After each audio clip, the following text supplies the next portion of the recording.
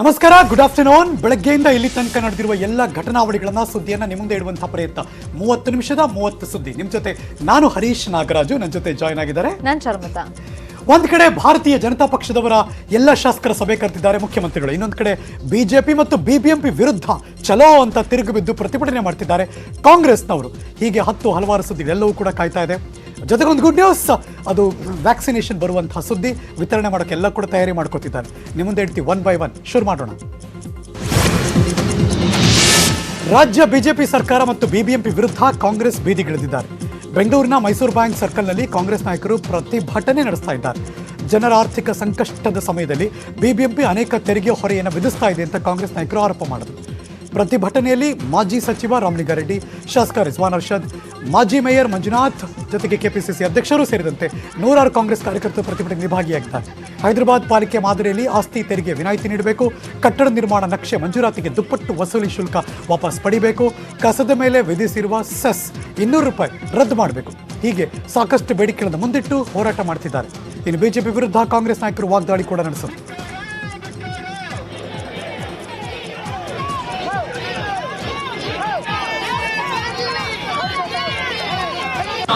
ಜಾಸ್ತಿ ಮಾಡಿದ್ದು ತೀರಾ ಅನ್ಯಾಯ. ಇದನ್ನು ಕೂಡ ಹಿಂತೆಗೆದುಕೋಬೇಕು. ಮತ್ತು ಇಂದಿರಾ ಕ್ಯಾಂಟೀನ್ಸ್, ರಿಜ್ವಾನ್ ಅವರು ಹೇಳಿದ್ರು ₹5 ತಿಂಡಿ, ₹10 ಊಟ ಕೊಡ್ತಿತ್ತು. ಇವತ್ತು ಬಿಜೆಪಿ ಅವರಿಗೆ ಇಂದಿರಾ ಗಾಂಧಿ ಹೆಸರಿದೆಯಲ್ಲ, ಅದೇ ಹೊಟ್ಟೆವರಿ ಇವರಿಗೆ. ಇಂದಿರಾ ಗಾಂಧಿ ಅವರ ಹೆಸರಿರೋದೇ ಹೊಟ್ಟೆವರಿ, ಅದನ್ನು ಕೂಡ ನಿಲ್ಲಿಸ್ತಾ ಇದ್ದಾರೆ ಇವರು. ಈ ಬಿಜೆಪಿಯವರು ಸ್ವತಃ ಏನೂ ಮಾಡೋದಿಲ್ಲ. ಆದರೆ ನಾವೇನಾದರೂ ಕಟ್ಟಿದ್ರೆ ಫ್ಲೇವರ್ಗಳು ಇವರು ಹೆಸರಿಟ್ಕೊಳ್ತಾರೆ ಅಷ್ಟೇ. ಅದರಿಂದ ಈ ತರದ ಇನ್ನೂ ಹೇಳ್ತಾ ಹೋದ್ರೆ ಅನೇಕ ಸಮಸ್ಯೆಗಳಿದೆ. ಆದರೆ ಬಹಳ ಪ್ರಮುಖವಾಗಿರ್ತಕ್ಕಂಥ ಸಮಸ್ಯೆಗಳು ಹೇಳಿದ್ದೀವಿ. ಇದನ್ನೆಲ್ಲ ಕೂಡ ರಾಜ್ಯ ಸರ್ಕಾರ ಪರಿಗಣಿಸಬೇಕು. ಬೆಂಗಳೂರು ನಗರದಲ್ಲಿ ಇವತ್ತು ಏನು ಟ್ಯಾಕ್ಸ್, ಎಕ್ಸ್ಪೋರ್ಟ್ ಟ್ಯಾಕ್ಸ್ ಏನು ಆಗ್ತಾ ಇದೆ, ಸುಮಾರು 37%. ಇಡೀ ರಾಷ್ಟ್ರಕ್ಕೆ ಒಂದು ಮಾದರಿ ಆಗಿದೆ.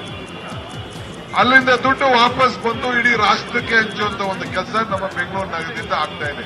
ಎಲ್ಲಾ ಜಾತಿ, ಎಲ್ಲಾ ವರ್ಗದವರಿಗೂ ಕೂಡ ಆವತ್ತಿನ ಕಾಲದಲ್ಲೇ ಸೀಮಿತವಾಗಿ ಎಲ್ಲರನ್ನೂ ಕೂಡ ರಕ್ಷಣೆಯನ್ನ ಮಾಡಬೇಕು, ಎಲ್ಲ ವರ್ಗದವರಿಗೆ ವ್ಯಾಪಾರ ವಹಿವಾಟನ್ನ ಮಾಡಿಕೊಡ್ಬೇಕು ಅಂತೇಳಿ ನಮ್ಮ ಹಿರಿಯರು, ಪೂರ್ವಜರೆಲ್ಲ ಒಂದು ದೊಡ್ಡ ಫೌಂಡೇಶನ್ ಹಾಕೊಂಡಿದ್ದಾರೆ.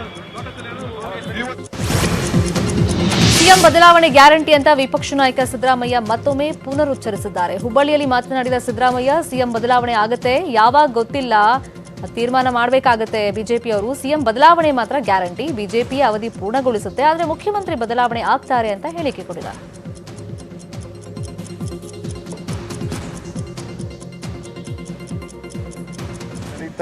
ಗೊತ್ತಿಲ್ಲ ಯಾವಾಗ ಬದಲಾವಣೆ ಆಗ್ತಾರೆ ಅಂತ. ಬದಲಾವಣೆ ಆಗೋದಂತೂ ಗ್ಯಾರಂಟಿ, ಯಾವಾಗ ಅನ್ನೋದು ಇನ್ನೂ ತೀರ್ಮಾನ ಆಗೋದು. ಅರುಣ್ ಸಿಂಗ್ ಅವ್ರು ನೋಡಿದ್ರೆ ಯಡಿಯೂರಪ್ಪನೇ ಕಂಟಿನ್ಯೂ 5 ವರ್ಷ ಅವರೇ ಇರ್ತಾರೆ ಸಿಎಂ ಆಗಿ. ನೀನು ತೆಗೆದಾಕ್ಬಿಡ್ತೀವಿ ಅಂತ ಹೇಳ್ತಾರ, ತೆಗಿಯೋರ್ಗೆ ಹಂಗೆ ಹೇಳೋದು.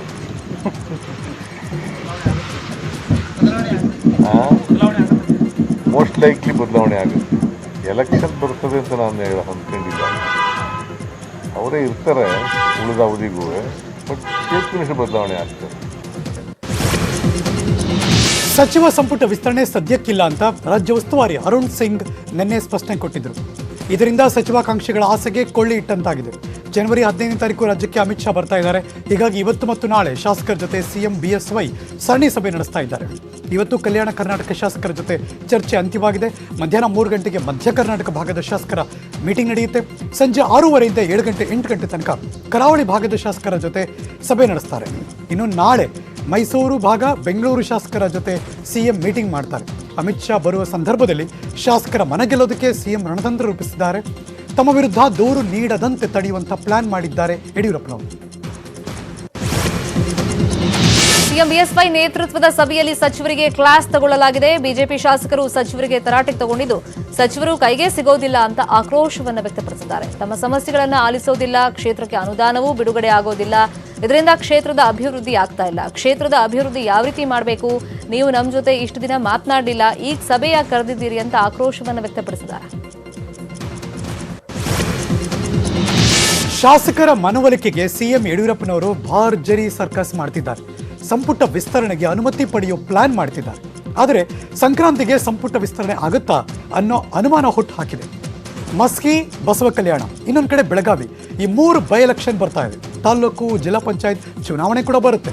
ಪಂಚಾಯಿತಿ ಚುನಾವಣೆ ಆದಮೇಲೆ BBMP ಚುನಾವಣೆ ನಡೆಯುತ್ತೆ. ಫೆಬ್ರವರಿ ಕೊನೆ ಹೊತ್ತಿಗೆ ಬಜೆಟ್ ಅಧಿವೇಶನ ಶುರುವಾಗುತ್ತೆ. ಹೀಗಾಗಿ ಸಂಪುಟ ವಿಸ್ತರಣೆ ಮತ್ತಷ್ಟು ವಿಳಂಬ ಆಗಬಹುದು ಅನ್ನೋ ಮಾತುಗಳು ಕೇಳಿ ಬರ್ತಾ ಇದೆ. ಇದರಿಂದಾಗಿ ಸಂಪುಟ ವಿಸ್ತರಣೆಗೆ ಸಿಎಂ BSY ಸರ್ಕಸ್ ಮೇಲೆ ಸರ್ಕಸ್ ಮಾಡ್ತಿದ್ದಾರೆ ಅನ್ನೋ ಮಾತುಗಳಿವೆ. ಸ್ವಪಕ್ಷದ ವಿರುದ್ಧವೇ ಟೀಕೆ ಮಾಡ್ತಾ ಇದ್ದ ಶಾಸಕ ಬಸನಗೌಡ ಪಾಟೀಲ್ ಯತ್ನಾಳ್ ಹೇಳಿಕೆಗೆ ರಾಜ್ಯ ಬಿಜೆಪಿ ಕೆಂಡಾಮಂಡಲವಾಗಿದೆ. ಯತ್ನಾಳ್ ಹೇಳಿಕೆಗಳಿಂದ ಪಕ್ಷಕ್ಕೆ ಮುಜುಗರವಾಗ್ತಾ ಇದೆ. ಶೀಘ್ರದಲ್ಲೇ ನಳಿನ್ ಕುಮಾರ್ ಕಟೀಲ್ರಿಂದ ಯತ್ನಾಳ್ಗೆ ನೋಟಿಸ್ ಹೋಗಲಿದೆ ಅಂತ ಹೇಳಲಾಗ್ತಾ ಇದೆ. ಈ ಬಗ್ಗೆ ಮಾತನಾಡಿರುವಂತಹ ನಳಿನ್ ಕುಮಾರ್ ಕಟೀಲ್, ಯತ್ನಾಳ್ ಬಗ್ಗೆ ಕೇಂದ್ರ ಶಿಸ್ತು ಸಮಿತಿಗೆ ಮಾಹಿತಿ ಕೊಟ್ಟಿದ್ದೀವಿ. ಯತ್ನಾಳ್ ವಿರುದ್ಧ ಕ್ರಮ ಕೈಗೊಳ್ಳೋ ಬಗ್ಗೆ ಅರುಣ್ ಸಿಂಗ್ ನನಗೇನು ಹೇಳಿಲ್ಲ. ಯತ್ನಾಳ್ ವಿಚಾರದಲ್ಲಿ ಅವರು ಯಾವುದೇ ಸೂಚನೆ ಕೊಟ್ಟಿಲ್ಲ ಅಂತ ಹೇಳಿದ್ದಾರೆ. ಆಂತರಿಕವಾಗಿ ಚರ್ಚೆಯನ್ನು ಮಾಡಿ ಏನೇನು ಮಾತನಾಡಬೇಕು ಮಾತನಾಡಿದ್ವಿ ಮತ್ತು ಇದು ಕೇಂದ್ರದ ಶಿಸ್ತು ಸಮಿತಿಗೆ ಎಲ್ಲವನ್ನು ತಿಳಿಸುವ ಕೆಲಸ ಕಾರ್ಯಗಳಾಗ ಆ ಶಿಸ್ತು ಸಮಿತಿ ಅವರನ್ನು ಕರೆದು ಮಾತನಾಡುತ್ತೆ. ನಿಮ್ಮ ವ್ಯಾಪ್ತಿಯಲ್ಲಿ ಶಿಸ್ತು ಕ್ರಮ ತಗೋಬೋದಲ್ಲ? ಅವರು ಶಾಸಕರು ನಿಮ್ಮ ವ್ಯಾಪ್ತಿಯಲ್ಲಿ ಇಲ್ಲ ಬಿ ಫಾರ್ಮ್ ತಗೊಂಡು ಯಾರು ಚುನಾವಣೆಯಲ್ಲಿ ಸ್ಪರ್ಧೆ ಮಾಡ್ತಾರೋ ಅವರೆಲ್ಲರನ್ನ ಶಿಸ್ತು ಅದು ಕೇಂದ್ರ ಸಮಿತಿಗೆ ಸಂಬಂಧಪಟ್ಟದ್ದು, ರಾಜ್ಯದಲ್ಲಿ ಇಲ್ಲ. JDS ಪಕ್ಷ ಸಂಘಟನೆಗೆ ಜಾಗ್ವಾರ್ ಎಂಟ್ರಿ ಆಗಿದ್ದಾರೆ. ಪಕ್ಷ ಸಂಘಟನೆ ಯುವ ಘಟಕದ ಅಧ್ಯಕ್ಷರ ಸಭೆ ನಡೀತಾ ಇದೆ.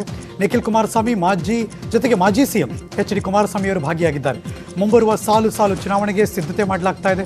ಬೂತ್ ಮಟ್ಟದಿಂದ ಪಕ್ಷ ಸಂಘಟನೆಗೆ ತಂತ್ರ ರೂಪಿಸಲಾಗ್ತಾ ಇದೆ. ಸಂಕ್ರಾಂತಿ ಆದಮೇಲೆ ಕುಮಾರಸ್ವಾಮಿ ಅವರು ರಾಜ್ಯ ಪ್ರವಾಸ ಮಾಡ್ತಾರೆ.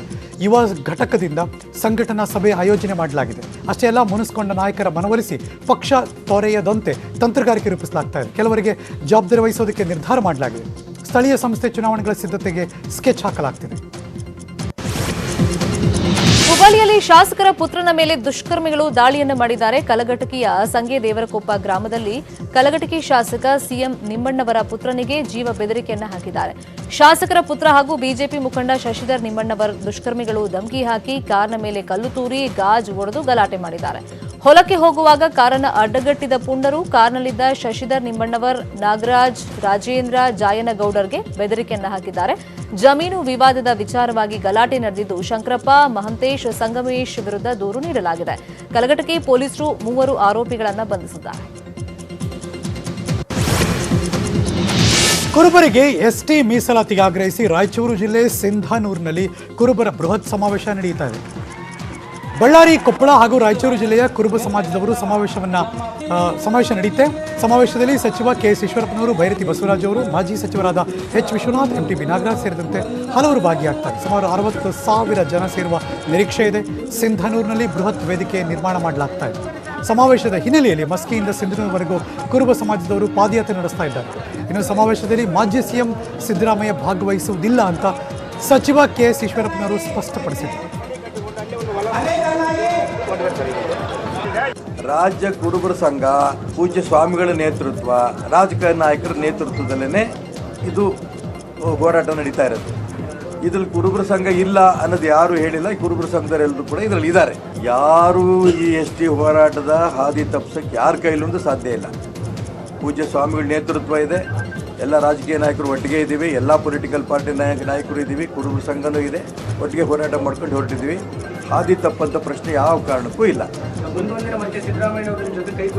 ಅವ್ರಿಗೆ ಬಿಟ್ಟಿದ್ದು ನನಗೆ ಗೊತ್ತಿಲ್ಲ. ಬರೋದು ಬಿಡೋದು ಅವ್ರಿಗೆ ಸಂಬಂಧಪಟ್ಟಿದ್ದು. ಕೊರೋನಾ ವ್ಯಾಕ್ಸಿನ್ ಬಗ್ಗೆ ಪ್ರಧಾನಿ ನರೇಂದ್ರ ಮೋದಿ ಮೆಚ್ಚುಗೆಯ ಮಾತುಗಳನ್ನಾಡಿದ್ದಾರೆ. ವಿಜ್ಞಾನಿಗಳ ಪರಿಶ್ರಮಕ್ಕೆ ಪ್ರಧಾನಿ ಮೋದಿ ಶ್ಲಾಘಿಸಿದ್ದು, 2 ವ್ಯಾಕ್ಸಿನ್ ಭಾರತದಲ್ಲೇ ಉತ್ಪಾದನೆಯಾಗಿದೆ. ಸ್ವಾವಲಂಬಿ ಭಾರತ ಅಡಿಯಲ್ಲಿ ವ್ಯಾಕ್ಸಿನ್ ರೆಡಿಯಾಗಿದ್ದು, ಒಂದಲ್ಲ 2 ಲಸಿಕೆ ಕಂಡುಹಿಡಿದಿದ್ದಾರೆ. ಭಾರತ ಚೇತರಿಸಿಕೊಳ್ಳುವುದಕ್ಕೆ ವಿಜ್ಞಾನಿಗಳ ಶ್ರಮ ಅಪಾರವಾಗಿದೆ. ವಿಶ್ವಕ್ಕೂ ಭಾರತ ಕೊರೋನಾ ಲಸಿಕೆ ನೀಡಲಿದೆ. ಭಾರತದ ವಿಜ್ಞಾನಿಗಳ ಕಾರ್ಯದ ಬಗ್ಗೆ ಗರ್ವವಿದೆ. ಪ್ರತಿಯೊಬ್ಬರೂ ವಿಜ್ಞಾನಿಗಳಿಗೆ ಕೃತಜ್ಞತೆ ಸಲ್ಲಿಸಬೇಕು. ವಿಜ್ಞಾನಿಗಳು ಲಸಿಕೆಗಾಗಿ ರಾತ್ರಿ ಹಗಲು ದುಡಿದಿದ್ದಾರೆ ಅಂತ ಕೊಂಡಾಡಿದ್ದಾರೆ. भारत के वैज्ञानिकों ने एक नहीं 2 made in India Covid vaccine विकसित करने में सफलता पाई है. भारत में दुनिया का सबसे बड़ा कोविड वैक्सीन प्रोग्राम भी शुरू होने जा रहा है. इसके लिए देश को अपने वैज्ञानिकों के योगदान पर बहुत गर्व है. हर देशवासी आप सभी वैज्ञानिकों का, टेक्नीशियनों का, सबका कृतज्ञ है. साथियों, आज उस समय को भी याद करने का दिन है जब हमारे वैज्ञानिक संस्थानों ने, आप सब ने कोरोना से मुकाबले के लिए वैक्सीन को विकसित करने के लिए दिन रात एक कर दिया. ರಾಜ್ಯದಲ್ಲಿ ಬ್ರಿಟನ್ ಭೂತ ಕಾಡ್ತಾ ಇದೆ. ಬ್ರಿಟನ್ನಿಂದ ಬಂದವರಲ್ಲಿ 75 ಜನ ಇನ್ನೂ ಕೂಡ ನಾಪತ್ತೆಯಾಗಿದ್ದಾರೆ. 75 ಜನಕ್ಕೆ ಆರೋಗ್ಯ ಇಲಾಖೆಯಿಂದ ಹುಡುಕಾಟ ಕೂಡ ನಡೀತಾ ಇದೆ ಅಂತ ಆರೋಗ್ಯ ಸಚಿವ ಡಾಕ್ಟರ್ ಕೆ ಸುಧಾಕರ್ ಮಾಹಿತಿ ಕೊಟ್ಟರು. ಬ್ರಿಟನ್ನಿಂದ ಬಂದವರಿಂದ ಸೋಂಕು ಹರಡಿದೆ. ಬ್ರಿಟನ್ನಿಂದ ಬಂದವರಿಂದ 48 ಜನಕ್ಕೆ ಸೋಂಕು ಅಂಟಿದೆ. ಜಿನೋವಿಕ್ ಸೀಕ್ವೆನ್ಸಿಂಗ್ಗೆ ಗಂಟಲು ದ್ರವ ರವಾನೆ ಮಾಡಲಾಗಿದೆ. 34 ಜನರು ಯುಕೆಯಿಂದ ಬಂದವರು, 14 ಜನ ಕಾಂಟ್ಯಾಕ್ಟ್ ಹೊಂದಿದವರು. ಯುಕೆಯಿಂದ ಬಂದ 10 ಜನಕ್ಕೆ ಪಾಸಿಟಿವ್ ಆಗಿದೆ ಅಂತ ಸಚಿವ ಡಾಕ್ಟರ್ ಕೆ ಸುಧಾಕರ್ ಮಾಹಿತಿ ಕೊಟ್ಟರು. ಇಲ್ಲಿ ತನಕ 10 ಜನರದು ರೂಪಾಂತರಗೊಂಡಿರ್ತಕ್ಕಂಥ ವೈರಾಣು 10 ಜನರಿಗೆ ಪಾಸಿಟಿವ್ ಬಂದಿದೆ. ಈ 10 ಜನರನ್ನ ನಮ್ಮ ಸರ್ಕಾರಿ ಆಸ್ಪತ್ರೆಗಳಲ್ಲಿ ಇವರಿಗೆ ಚಿಕಿತ್ಸೆಯನ್ನು ಕೊಡ್ತಾ ಇದ್ದೀವಿ. ಇದರ ಬಗ್ಗೆ 75 ಜನರು ಏನು ಹಿಂದಿರುಗಿರ್ತಕ್ಕಂಥವ್ರದ್ದು ಪತ್ತೆ ಆಗಿಲ್ಲ, ಅಂಥವ್ರದ್ದು ಆದಷ್ಟು ಶೀಘ್ರದಲ್ಲಿ ನಮಗೆ ಪತ್ತೆ ಮಾಡಿಕೊಡಿ ಅಂತ ಹೇಳಿದ್ದೀವಿ. BBMP ಮತ್ತು ಗೃಹ ಇಲಾಖೆಯವರು ಶೀಘ್ರದಲ್ಲಿ ಮಾಡಿಕೊಡ್ತಾರೆ ಅಂತ ನಾನು ನಂಬಿದ್ದೀನಿ. ರಾಜ್ಯ ಸರ್ಕಾರ ಹಾಗೂ ಶಿಕ್ಷಣ ಇಲಾಖೆ ವಿರುದ್ಧ ರೂಪ್ಸಾ ಖಾಸಗಿ ಶಾಲೆಗಳ ಒಕ್ಕೂಟ ಸಿಡಿದೆದ್ದಿದೆ.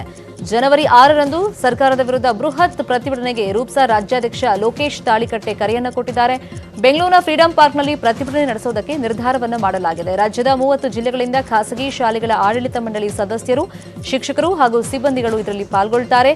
8,000ಕ್ಕೂ ಹೆಚ್ಚು ಶಿಕ್ಷಕರು, ಶಾಲಾ ಆಡಳಿತ ಮಂಡಳಿ ಸದಸ್ಯರು ಭಾಗವಹಿಸುವಂತ ಸಾಧ್ಯತೆ ಇದೆ.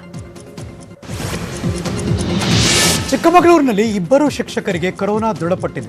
ಮೂಡಿಗೆರೆ ತಾಲೂಕಿನ ಕಳಸಾ ಪಟ್ಟಣದ JME ಸ್ಕೂಲ್ನ ಒಂದೇ ಶಾಲೆಯ 2 ಶಿಕ್ಷಕರಿಗೆ ಕೊರೋನಾ ಅಂಟಿದೆ. ಶಾಲೆ ಆರಂಭದ ಹಿನ್ನೆಲೆಯಲ್ಲಿ 15 ಶಿಕ್ಷಕರ ಟೆಸ್ಟ್ ಮಾಡಿಸಿಕೊಂಡಿದ್ರು. ಇವತ್ತು 2 ಶಿಕ್ಷಕರು ಕೊರೋನಾ ಪಾಸಿಟಿವ್ ದೃಢಪಟ್ಟಿದೆ.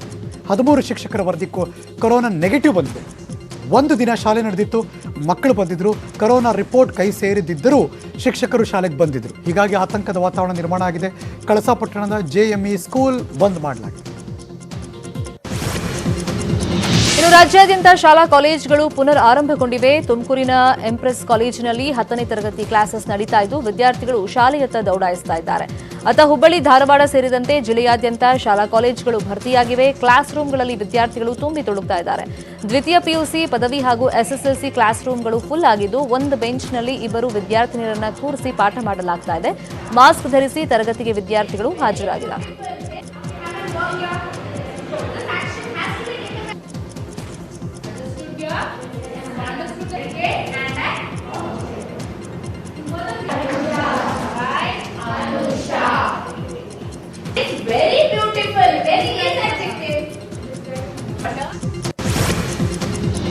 ಕಲಬುರಗಿ ಕೇಂದ್ರ ಕಾರಾಗೃಹದಲ್ಲಿ ಬಾಲಕಿ ಸಾವನ್ನಪ್ಪಿದ್ದ ಪ್ರಕರಣ ಖಂಡಿಸಿ ರಸ್ತೆ ಮೇಲೆ ಶವ ಇಟ್ಟು ಮಾಡುತ್ತಿದ್ದ ಹೋರಾಟ ಅಂತ್ಯಗೊಂಡಿದೆ. 24 ತಾಸುಗಳೊಳಗಾಗಿ PSI ವಿರುದ್ಧ ಕ್ರಮದ ಭರವಸೆ ಹಿನ್ನೆಲೆಯಲ್ಲಿ ಹೋರಾಟ ಅಂತ್ಯಗೊಳಿಸಲಾಗಿದೆ. ಬಾಲಕಿ ಭಾರತಿ ಸಾವಿಗೆ ಜೇವರ್ಗಿ PSI ಮಂಜುನಾಥ್ ಹೂಗಾರ ಕಾರಣ ಆಗಿದೆ. ಕೂಡಲೇ ಡಿಸ್ಮಿಸ್ ಮಾಡಬೇಕು ಅಂತ ಪಟ್ಟು ಹಿಡಿದು ರಸ್ತೆಯ ಮೇಲೆ ಬಾಲಕಿ ಶವ ಇಟ್ಟು ತಡರಾತ್ರಿವರೆಗೂ ಹೋರಾಟ ಮಾಡಲಾಗ್ತಾ ಇದೆ.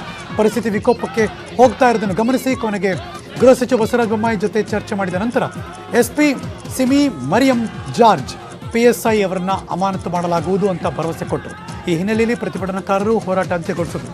ಜೇವರ್ಗಿ ತಾಲೂಕಿನ ಜೈನಾಪುರದಲ್ಲಿ ಬಾಲಕಿಯ ಅಂತ್ಯಕ್ರಿಯೆ ನೆರವೇರಿಸಲಾಗಿದೆ.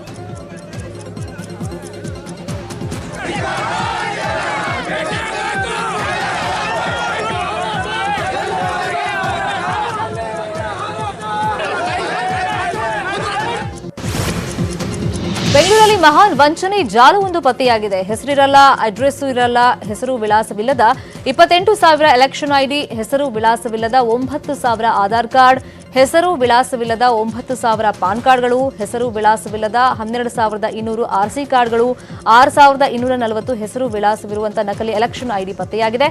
ಸರ್ಕಾರಿ ಮುದ್ರೆಗಳನ್ನು ಬಳಸಿ ಬೃಹತ್ ವಂಚನೆ ಮಾಡಲಾಗಿದ್ದು CCB ಅಧಿಕಾರಿಗಳು ರಾಜಸ್ಥಾನದ ಕಮಲೇಶ್, ಲೋಕೇಶ್, ಸುದರ್ಶನ್, ದರ್ಶನ್, ಶ್ರೀಧರಣ, ಚಂದ್ರಪ್ಪ, ಅವಿನಾಶ್, ತೇಜಸ್ ಹಾಗೂ ಶ್ರೀಧರ್ ದೇಶಪಾಂಡೆ ಬಂಧಿಸಿದ್ದಾರೆ. ಫೇಕ್ ಐಡಿಗಳ ಪ್ರಿಂಟಿಂಗ್ ಹಿಂದೆ ಪವರ್ಫುಲ್ ಕಂಪನಿಯ ಸಿಬ್ಬಂದಿಗಳು ಶಾಮೀಲಾಗಿವೆ ಅಂತ ಹೇಳಲಾಗ್ತಾ ಇದೆ. ಇನ್ನು ರೋಸ್ಮಾ ಟೆಕ್ನಾಲಜಿ ಪ್ರೈವೇಟ್ ಲಿಮಿಟೆಡ್ನ ಸಿಬ್ಬಂದಿಗಳು ನಕಲಿ ದಂಧೆಯಲ್ಲಿ ಭಾಗವಹಿಸಿದ್ದಾರೆ ಅಂತ ಹೇಳಲಾಗ್ತಾ ಇದೆ. ಇನ್ನು CCB ಪೊಲೀಸರ ಕಾರ್ಯಾಚರಣೆಗೆ ನಗರ ಪೊಲೀಸ್ ಆಯುಕ್ತರು ಮೆಚ್ಚುಗೆಯನ್ನು ವ್ಯಕ್ತಪಡಿಸಿದ್ದಾರೆ. ಕಮಲೇಶ್ ಎಂಬವನು ಮನುಷ್ಯ, ಅವನು ಮೂಲತಃ ಕರ್ನಾಟಕ ಕನಕಪುರವನ. ಅವನು ಅಲ್ಲಿ ಕೆಲವು ಕೆಲಸ ಮಾಡೋರ ಜೊತೆ ಲೋಕೇಶ್ ಮತ್ತು ಬೇರೆಯವ್ರ ಜೊತೆ ಸಂಪರ್ಕ ಮಾಡಿ ಕೆಲವು ಕಾರ್ಡ್ಗಳನ್ನು ತಗೊಂಡು ಅಲ್ಲಿಂದ ಕದ್ದಿ ಆ ಕಾರ್ಡ್ಗಳಿಗೆ ಬೇರೆ ಕಡೆ ಪ್ರಿಂಟ್ ಮಾಡಿ ಅದರಲ್ಲಿ ಕೆಲವು ಕಾರ್ಡ್ ಬಹಳ ಮಹತ್ವದ ಕಾರ್ಡ್ಗಳು ಇವೆ. ಇದರಲ್ಲಿ ಯಾರ್ಯಾರು ಶಾಮೀಲಾಗಿದ್ದಾರೆ, ಈ ಕಾರ್ಡ್ ಕದೆಯವರು, ಆಮೇಲೆ ಪ್ರಿಂಟಿಂಗ್ ಮಾಡೋರು, ಆ ಪ್ರಿಂಟಿಂಗ್ ಪ್ರೆಸ್ ಅವರು ಕೂಡ ಅಲ್ಲರಿಗೆ 10 ಜನ ಇವರಿಗೆ ನಾವು. ಮಂಗಳೂರಿನ ನೂತನ ಪೊಲೀಸ್ ಕಮಿಷನರ್ ಶಶಿಕುಮಾರ್ ನೇತೃತ್ವದಲ್ಲಿ ನಿನ್ನೆ ಪುಂಡು ಪೋಖ್ರಿಗಳನ್ನ ಕುಡುಕರನ್ನ ಹುಡುಕಿ ವಾರ್ನಿಂಗ್ ಮಾಡೋ ಕೆಲಸ ಆಯಿತು. ಅಧಿಕಾರ ವಹಿಸಿಕೊಂಡ 2 ದಿನದಲ್ಲಿ ದಾರಿ ತಪ್ಪಿದ ಯುವಕರನ್ನ, ರಸ್ತೆ ಬದಿ ಪೋಲಿ ಬಿದ್ದಿದ್ದ ಯುವಕರನ್ನ, ಹಾಗೆಯೇ ಗಾಂಜಾ ಸೇವನೆ ಮಾಡ್ತಿದ್ದವರನ್ನು ಕೂಡ ಸ್ಟೇಷನ್ ಕರೆಸಿದ್ರು, ವಾರ್ನಿಂಗ್ ಕೊಟ್ಟರು. ಸುಮಾರು 100ಕ್ಕೂ ಹೆಚ್ಚು ಯುವಕರಿಗೆ ವಾರ್ನಿಂಗ್ ಮಾಡಿ ಮನೆಗೆ ಕಳಿಸಿದ್ರು. ಮತ್ತೊಂದು ಸಲ ರೋಡ್ಗಳಲ್ಲಿ ಸುಮ್ಮನೆ ಕಾಣಿಸ್ಕೊಂಡ್ರೆ ಕೇಸ್ ಹಾಕೋ ಎಚ್ಚರಿಕೆ ಕೊಟ್ಟರು. ನೋಡಿ, ನಿಮಗೆಲ್ಲರಿಗೂ ಇಲ್ಲಿ ಕರ್ಕೊಂಡ್ಬಂದಿರೋ ಉದ್ದೇಶ ಏನಂತ ಗೊತ್ತಿದೆ. ನಿಮಗೆ ನೀವೊಂದು ಗ್ರೌಂಡಲ್ಲಿ ಕುತ್ಕೊಂಡಿದ್ರಲ್ಲ, ಕೆಲವು ಗ್ರೌಂಡಲ್ಲಿ ಇಲ್ಲ ಅನ್ನೋದಲ್ಲ, ಗ್ರೌಂಡಲ್ಲಿ ಕುತ್ಕೊಂಡಿದ್ರಿ, ಕಪ್ಪೆ ಕುತ್ಕೊಂಡಿದ್ರಿ, ಅಲ್ಲಿ ಯಾವುದೋ ಒಂದು ಬಾರಿ ಕಡೆ ಕುತ್ಕೊಳ್ಳೋಂಥದ್ದು, ಬಸ್ ಸ್ಟ್ಯಾಂಡ್ಗಳಿಂದ ಮುಂದೆ ಕುತ್ಕೊಳ್ಳೋದು, ಆಮೇಲೆ ಗಾಡಿಗಳಲ್ಲಿ ಕುತ್ಕೊಂಡು ಯಾರು ನೆಹರು ಮೈದಾನ ಹತ್ರ ಯಾರು ಬಿಯರ್ ಬಾಟ್ಲ್ ಇಟ್ಕೊಂಡು ಕುತ್ಕೊಂಡಿದ್ಯಾರು? ಯಾರು ವಿಡಿಯೋ ಇದೆ? ಕೈ ಎತ್ತಿ, ಎದ್ದಾಳಪ್ಪ, ನೀನಲ್ವಾ? ಎದ್ದಾಳು, ವಿಡಿಯೋ ಇದೆ ನನ್ನ ಹತ್ರ, ಎದ್ದಾಳು, ಸುಳ್ಳು ಹೇಳ್ಬೇಡ ನೀನು.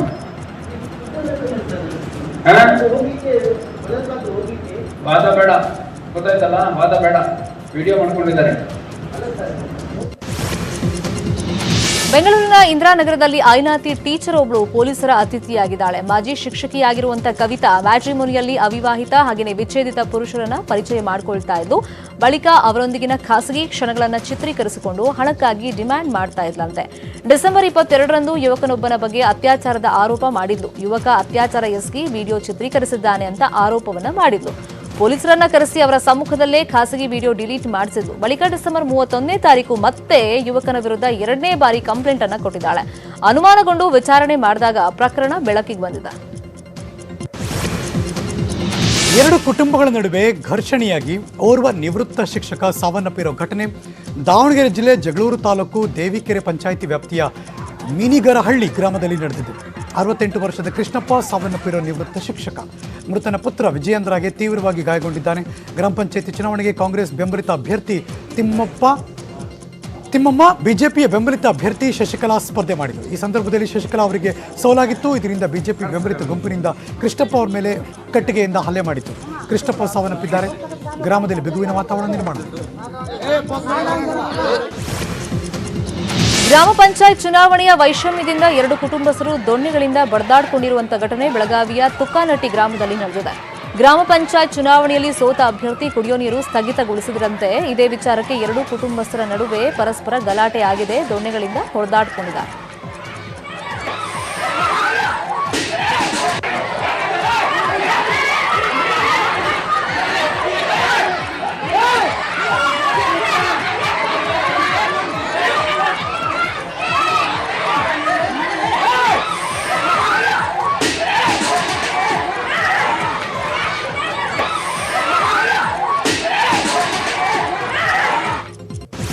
ಜಿಲ್ಲೆ ವಿಭಜನೆ ವಿಚಾರ ಸಂಬಂಧ ಗೋಕಾಕ್ ಪ್ರತ್ಯೇಕ ಜಿಲ್ಲೆ ಹೋರಾಟ ಸಮಿತಿ ಸಚಿವ ರಮೇಶ್ ಜಾರಕಿಹೊಳಿಯನ್ನ ಭೇಟಿ ಮಾಡಿದೆ. ಈ ವೇಳೆ ಸಚಿವ ರಮೇಶ್ ಜಾರಕಿಹೊಳಿ ಚಿಕ್ಕೋಡಿ, ಗೋಕಾಕ್ ಪ್ರತ್ಯೇಕ ಜಿಲ್ಲೆ ಶೀಘ್ರ ಹೊಸ ಜಿಲ್ಲೆಯ ಭರವಸೆ ಕೊಟ್ಟಿದ್ದಾರೆ ಅಂತ ಹೇಳಲಾಗಿದೆ. ಇನ್ನು ತಾಲೂಕನ್ನು ಪುನರ್ ವಿಂಗಡಿಸಿ ಜಿಲ್ಲೆಗೆ ಪ್ರಯತ್ನ ಪಡ್ತೀನಿ. ಕೋವಿಡ್ನಿಂದ ಆರ್ಥಿಕ ಸಮಸ್ಯೆ ಎದುರಾಗಿದೆ. ಬಳ್ಳಾರಿ ವಿಭಜನೆ ಯಾಕೆ ಮಾಡಿದ್ದಾರೆ ಎಂಬುದು ರಾಜ್ಯಕ್ಕೆ ಗೊತ್ತು. ಚಿಕ್ಕೋಡಿ ಹಾಗೂ ಗೋಕಾಕ್ ಪ್ರತ್ಯೇಕ ಜಿಲ್ಲೆಗೆ ಪ್ರಯತ್ನ ಮಾಡಲಾಗ್ತಾ ಇದೆ. ಬಜೆಟ್ ಮುಗಿದ ಬಳಿಕ ಸಿಎಂ ಭೇಟಿ ಮಾಡೋಣ ಅಂತ ರಮೇಶ್ ಜಾರಕಿಹೊಳಿ ಭರವಸೆ ಕೊಟ್ಟಿದ್ದಾರೆ ಅಂತ ಹೇಳಲಾಗ್ತಾ ಇದೆ. ಸಿದ್ದರಾಮಯ್ಯ ಮುಖ್ಯಮಂತ್ರಿ ಒಂದು ಕಠಿಣವಾದ ಸಭೆ ಆಗಿತ್ತು. ಗೋಕಾಕ್ ಮತ್ತು ಚಿಕ್ಕೋಡಿ ಜಿಲ್ಲೆ ಮಾಡುವಂಥ ತಯಾರಾಗಿತ್ತು. ಬಯಲು ಹೋದ ಇಲಾಖದವರು ನಮಗೂ ಬಯಲು ಹೋಗ್ಬೇಕಂತ ಮೀಟಿಂಗ್ ಬಿಡ್ತು. ಅವರು ಸಿದ್ದರಾಮಯ್ಯವರು ಗೋಕಾಕ್ ಮತ್ತು ಚಿಕ್ಕೋಡಿ ಒಪ್ಪಿದ್ರು. ಬಯಲು ನಮಗಬೇಕಂತ ಸಮಸ್ಯೆ ಬಂದು ನಿಂತದ್ದು. ಆವಾಗ ಕೇಂದ್ರ ಸರ್ಕಾರದ 3 ಕೃಷಿ ಕಾನೂನುಗಳನ್ನು ರದ್ದು ಮಾಡಬೇಕು ಅಂತ ಆಗ್ರಹಿಸಿ ಕಳೆದ ನವೆಂಬರ್ 26ನೇ ತಾರೀಕು ದೆಹಲಿ ಗಡಿಗಳಲ್ಲಿ ರೈತರು ನಡೆಸುತ್ತಿರುವಂತಹ ಅನಿರ್ದಿಷ್ಟಾವಧಿ ಧರಣಿ 42ನೇ ದಿನಕ್ಕೆ ಕಾಲಿಟ್ಟಿದೆ. ಈಗಾಗಲೇ ರೈತ ಸಂಘಟನೆಗಳ ಪ್ರತಿನಿಧಿಗಳು ಮತ್ತು ಸರ್ಕಾರದ ನಡುವೆ 6 ಸಭೆ ಆಯಿತು. 6 ಸಭೆಗಳು ಕೂಡ ವಿಫಲ ಆಯಿತು. ಈ ಹಿನ್ನೆಲೆಯಲ್ಲಿ ಇವತ್ತು 7ನೇ ಸುತ್ತಿನ ಸಭೆ ಕರೆಯಲಾಗಿದೆ. ಇಂದಿನ ಸಭೆ ವಿಫಲ ಆದರೆ ಹರಿಯಾಣದಲ್ಲಿರುವಂಥ ಎಲ್ಲ ಶಾಪಿಂಗ್ ಮಾಲ್ಗಳು ಕೂಡ ಟೋಲ್ ಪ್ಲಾಜಾಗಳನ್ನು ಬಂದ್ ಮಾಡಿಸೋದಾಗಿ, ಜೊತೆಗೆ ಗಣರಾಜ್ಯೋತ್ಸವದ ದಿನ ದೆಹಲಿಯಲ್ಲಿ ಟ್ರ್ಯಾಕ್ಟರ್ ಮೆರವಣಿಗೆ ಮಾಡ್ತೀವಿ ಅಂತ ಪ್ರತಿಭಟನಾ ನಿರತ ರೈತರು ಎಚ್ಚರಿಸಿರೋದ್ರಿಂದ ಇವತ್ತಿನ ಸಭೆ ಅತ್ಯಂತ ನಿರ್ಣಾಯಕವಾಗಲಿದೆ. ನಮಗೂ ಕಾರ್ಪೊರೇಟ್ ಕೃಷಿ ಅಥವಾ ಗುತ್ತಿಗೆ ಕೃಷಿಗೂ ಸಂಬಂಧವಿಲ್ಲ ಅಂತ ರಿಲಯನ್ಸ್ ಸಂಸ್ಥೆ ಸ್ಪಷ್ಟನೆಯನ್ನ ಕೊಟ್ಟಿದೆ. ಕಾರ್ಪೊರೇಟ್ ಕೃಷಿ ಅಥವಾ ಗುತ್ತಿಗೆ ಕೃಷಿ ವಲಯ ಪ್ರವೇಶಿಸುವಂತ ಉದ್ದೇಶವಿಲ್ಲ. ಕಾರ್ಪೊರೇಟ್ ಕೃಷಿ ಅಥವಾ ಗುತ್ತಿಗೆ ಕೃಷಿಗಾಗಿ ಕೃಷಿ ಭೂಮಿ ಖರೀದಿಸಿಲ್ಲ. ರಿಲಯನ್ಸ್ ಯಾವುದೇ ಕೃಷಿ ಭೂಮಿ ಖರೀದಿ ಮಾಡೋದಿಲ್ಲ. ರೈತರಿಂದ ನೇರವಾಗಿ ಬೇಳೆಕಾಳು ಖರೀದಿ ಮಾಡೋದಿಲ್ಲ. ಪೂರೈಕೆದಾರರೇ ರೈತರಿಂದ ಎಂಎಸ್ಪಿ ದರದಲ್ಲಿ ಖರೀದಿ ಮಾಡ್ತಾರೆ. ಅಗ್ಗದ ದರದಲ್ಲಿ ಖರೀದಿಗೆ ಯಾವುದೇ ದೀರ್ಘಾವಧಿ ಒಪ್ಪಂದ ಮಾಡಿಕೊಂಡಿಲ್ಲ. ರೈತರ ಸಬಲೀಕರಣ ಹಾಗೂ ಸಮೃದ್ಧಿಗೆ ಬದ್ಧವಾಗಿದೆ. ರಿಲಯನ್ಸ್ ರೈತರನ್ನ ತಲುಪುತ್ತೆ, ಧ್ವಂಸ ಮಾಡುವವರನ್ನ ಗುರಿಯಾಗಿಸುತ್ತೆ ಅಂತ ತಿಳಿಸಿದೆ. ಅಲ್ಲದೆ ವಿಧ್ವಂಸಕ ಕೃತ್ಯಗಳ ವಿರುದ್ಧ ಪಂಜಾಬ್ ಮತ್ತು ಹರಿಯಾಣ ಹೈಕೋರ್ಟ್ನಲ್ಲಿ ರಿಲಯನ್ಸ್ನಿಂದ ರಿಟ್ ಅರ್ಜಿ ದಾಖಲು ಮಾಡಲಾಗಿದೆ. ವಿಧ್ವಂಸಕ ಕೃತ್ಯದ ಹಿಂದೆ ಪಟ್ಟಭದ್ರ ಹಿತಾಸಕ್ತಿಗಳು ಮತ್ತು ಉದ್ಯಮ ಪ್ರತಿಸ್ಪರ್ಧಿಗಳ ಕೈವಾಡವಿದ್ದು ಆಸ್ತಿ ಪಾಸ್ತಿ ಹಾಗೂ ನೌಕರರನ್ನ ರಕ್ಷಿಸುವಂತೆ ಪಂಜಾಬ್ ಮತ್ತು ಹರಿಯಾಣ ಹೈಕೋರ್ಟ್ಗೆ ರಿಲಯನ್ಸ್ ಆಗ್ರಹವನ್ನ ಮಾಡಿದೆ. ಆಂಧ್ರಪ್ರದೇಶದ ಗುಂಟೂರು ಜಿಲ್ಲೆಯಲ್ಲಿ ಟಿಡಿಪಿ ನಾಯಕನ ಭೀಕರ ಹತ್ಯೆಯಾಯಿತು. ಪಲ್ನಾಡಿಯಲ್ಲಿ ತೆಲುಗು ದೇಶಂ ಪಕ್ಷದ ಮುಖಂಡ ಹಾಗೂ ದಾಚೆಯಲ್ಲಿ ಮಂಡಲದ ಮಾಜಿ ಸರ್ಪಂಚ್ ಪುರಂ ಸೆಟ್ಟಿ ಅಂಕುಲು ಕೊಲೆಯಾದ ನಾಯಕ. ಚಾಕುವಿನಿಂದ ಅಂಕುಲು ಕತ್ತು ಸೀಳಿ ಕೊಲೆ ಮಾಡಲಾಗಿದೆ. ಹತ್ಯೆ ಹಿಂದೆ ರಾಜಕೀಯ ವೈಷಮ್ಯ ಇದೆ ಎನ್ನಲಾಗುತ್ತದೆ.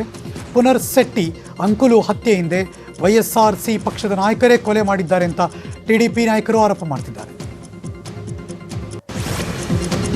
ಬಾದಾಮಿಯಲ್ಲಿ ನಡೆದಂತ ಅಭಿನಂದನಾ ಸಮಾರಂಭದಲ್ಲಿ ಸಿದ್ದರಾಮಯ್ಯ ನೂತನ ಗ್ರಾಮ ಪಂಚಾಯತ್ ಸದಸ್ಯರನ್ನ ಕೆಳಗಡೆ ತಳ್ಳಿ ಸಿಟ್ಟನ್ನು ಹೊರಹಾಕಿದ್ದಾರೆ. ಕಾಂಗ್ರೆಸ್ ಬೆಂಬಲಿತ ನೂತನ ಗ್ರಾಮ ಪಂಚಾಯತ್ ಸದಸ್ಯರಿಗೆ ಅಭಿನಂದನಾ ಸಮಾರಂಭದಲ್ಲಿ ವೇದಿಕೆ ಮೇಲೆ ಅಭಿಪ್ರಾಯ ಹಂಚಿಕೊಳ್ಳುವ ವೇಳೆ ಕಾಂಗ್ರೆಸ್ ಮುಖಂಡರ ವಿರುದ್ಧ ಅಸಮಾಧಾನ ವ್ಯಕ್ತವಾಯಿತು. ಈ ವೇಳೆ ವೇದಿಕೆ ಮೇಲಿಂದ ಎದ್ದು ಅಸಮಾಧಾನ ವ್ಯಕ್ತಪಡಿಸಿದ ಗ್ರಾಮ ಪಂಚಾಯತ್ ಸದಸ್ಯನನ್ನ ಸಿದ್ದರಾಮಯ್ಯ ಕೆಳಗಡೆ ತಳ್ಳಿದ್ರು. ಈ ವೇಳೆ ಕೆಲಕಾಲ ಗೊಂದಲದ ವಾತಾವರಣ ನಿರ್ಮಾಣವಾಗಿತ್ತು.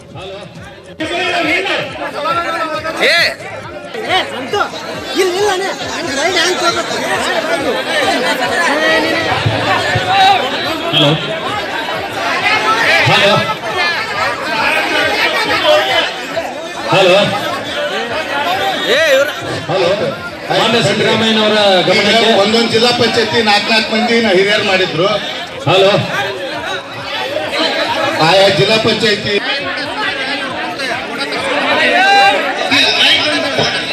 ದಯವಿಟ್ಟು ಎಲ್ಲರೂ ಈಗ ನಮ್ಮ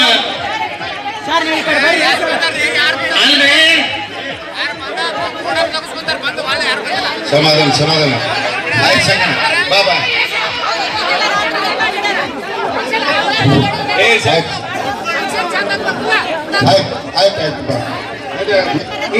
ನಮ್ಮ ಬಾದಾಮಿ ಬ್ಲಾಕ್ನ 25 ವರ್ಷಗಳ ಕಾಲ